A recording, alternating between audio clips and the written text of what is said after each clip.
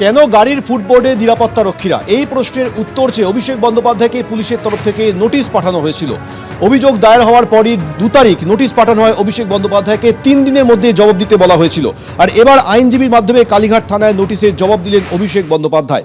ফুটবোর্ডে দাঁড়িয়ে ঝুলতে ঝুলতে কিভাবে যেতে পারেন নিরাপত্তারক্ষী, নিরাপত্তা নিয়ে এই প্রশ্ন তুলে কালীঘাট থানায় অভিযোগ দায়ের হয়েছিল। পুলিশের সেই নোটিশের জবাব এবার দিলেন অভিষেক বন্দ্যোপাধ্যায়। সূত্র মারফত জানা যাচ্ছে, তিনি বলেছেন যারা এই নিরাপত্তার বিষয়টি দেখেন সেই নিরাপত্তা সংস্থা এই বিষয়ে বলতে পারবেন, তার কিছু বলার নেই। এবার আপনাদের শোনাবো অভিযোগকারী রাজীব সরকার ঠিক কি অভিযোগ করেছিলেন। ওইভাবে পাদানিতে লোক দাঁড়িয়ে ওনাকে সিকিউরিটি দেওয়ার নাম করে লোক ঝুলতে ঝুলতে গেছে।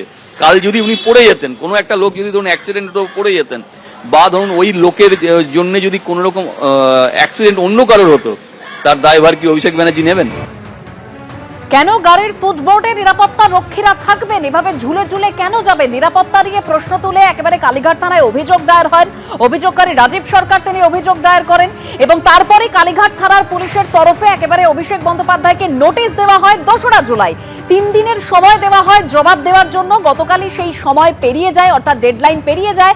এবার যেটা জানা যাচ্ছে, অভিষেক বন্দ্যোপাধ্যায় তার আইনজীবীর মারফত জবাব দিয়েছেন এবং সূত্র মারফত যা খবর, যে তিনি বলেছেন যে যারা নিরাপত্তার দায়িত্বে ছিলেন তারা বলতে পারবেন যে কেন এভাবে ঝুলে ঝুলে তারা গিয়েছেন।